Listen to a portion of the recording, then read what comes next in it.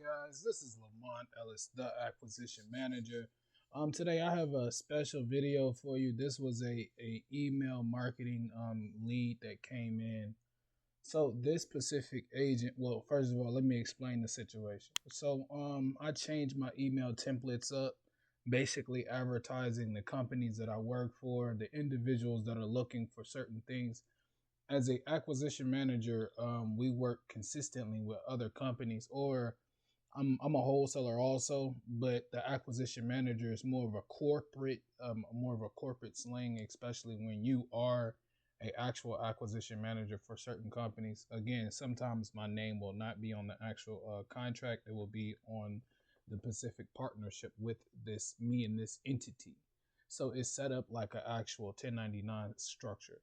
I say all that because this is a situation where this homeowner, they said they wouldn't be able to take lower than what that was purchased, what they actually have it listed for. So the interesting thing is there's been a 15K price cut since 9/29. So they're trying to sell it. It's been sitting on the market for 86 days.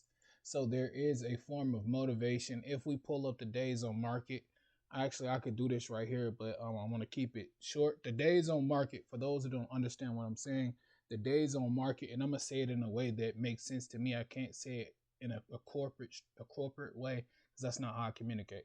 But days on market is basically the medium data of what the market, or whoever's job is to analyze the market. That's their analyst of what that's their analyst of how long the home should actually sit on the actual market before it's considered a long listing. That listing can have a bunch. It could be the property, it could be the price is listed, it could be so many things. That area where certain individuals, agents, they might have thought it was going to sell for a higher price, but different things happen for the market, different things happen with the market, which is why I put this right here. This is exactly why I put this right here. Sometimes great homes stay on the market for reasons beyond anyone's control, timing, financing, or changing market trends. So I gave them a heads up like, hey, it's not sitting because, and again, the biggest issue is you have homeowners that are stuck on this price. So as agents, this is where I love working with agents, but I want agents to understand, hey, you are the gatekeeper. So I'm going to say it like this. You have the control to say this ain't a good deal or this is a good deal, even if it's the best deal that benefits the homeowner. Let that sit in your head for a little bit. Perfect example. When I look at this property has a mortgage on it. This would immediately, how I was taught, this would be a sub-2 deal. But homeowner wants control of the actual property. That's cool. That's the reason why it's cool, because watch this. So they told us they wanted seller financing. Seller financing is perfect. I love doing seller finance deals. That's literally where all my luck comes in. Like, I don't know why, but in my spirit, I'm a creative guy. Seller financing, it works for me. It's like God is speaking to me. Here you go. Like, it literally works for me. It's incredible how seller finance works for me. So they want to do seller finance. They want a large down payment. Again, we already publicized right here with traditional seller finance. The most we could do is 10% down. So you're going to have to make that work. That's one of those take it or leave it. And the reason why I do that is because when partnered with these organizations, 10% is like standard when it comes to standard when it comes to traditional.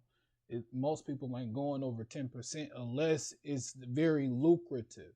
Meaning very lucrative, we're talking about deferred maintenance, things of that nature where I can control the actual monthly payments of when I get it. Again, this is a creative business, so you got to know what you're doing, and you got to know how to you got to know how to walk the walk, in a sense.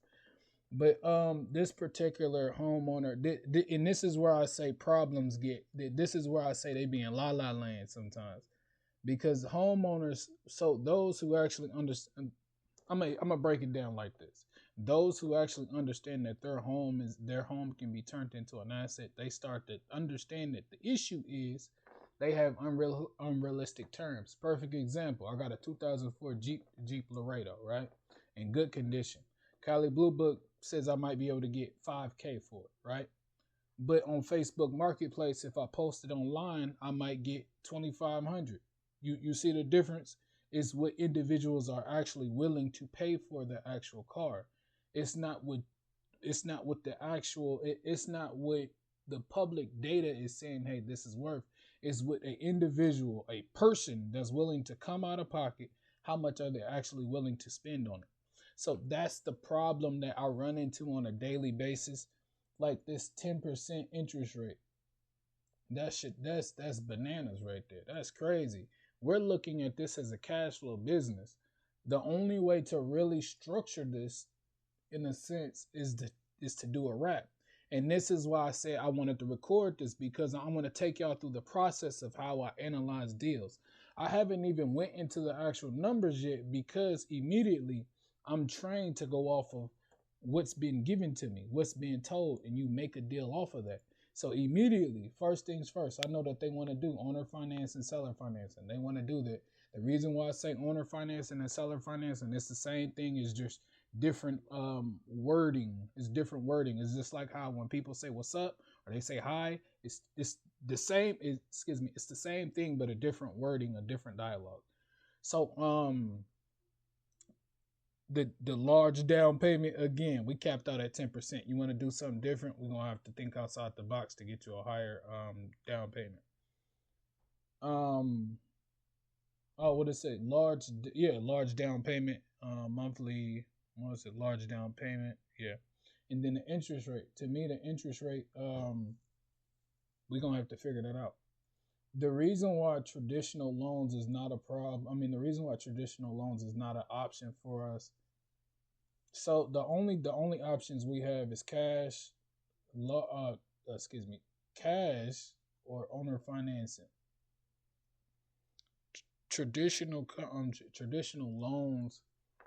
The reason why we don't do traditional loans, because really we're trying to beat the market. We are trying to. It's a business technique. Those who understand business, they know exactly where I'm going about that. How much money are we making back? If we're looking at this as a business, as a rental. So, and that's another thing I wanted to explain to you guys. Whatever this property actually generates, that's what we could do.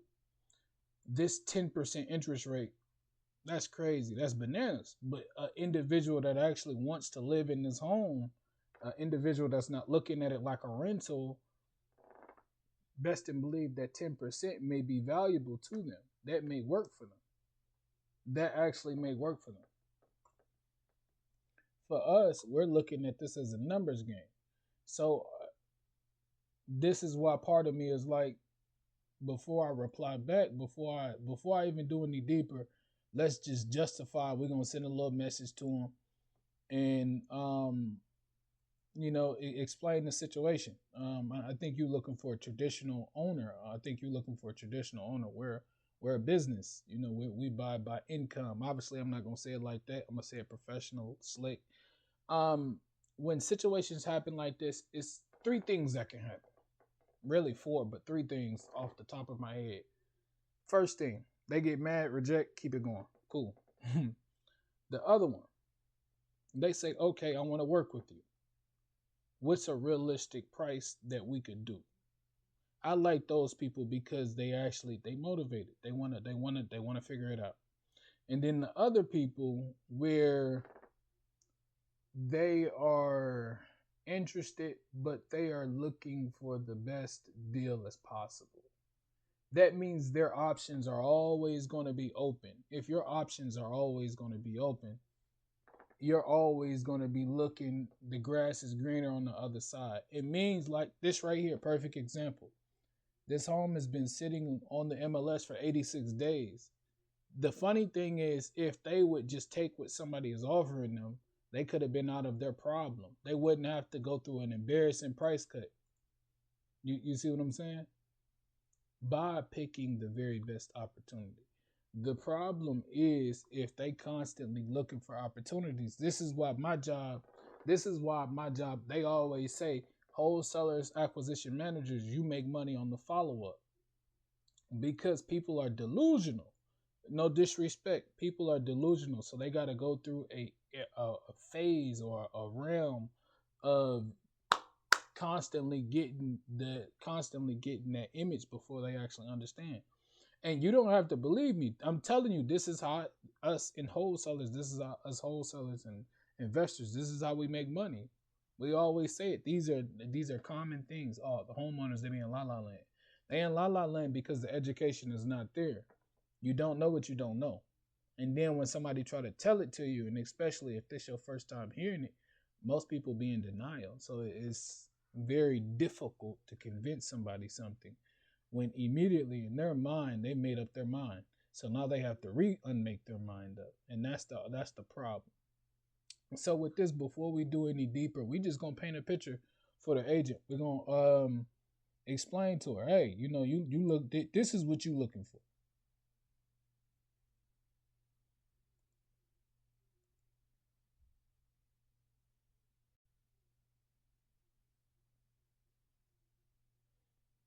See, part of me want to go. I'll be back and forth about how I want to approach it.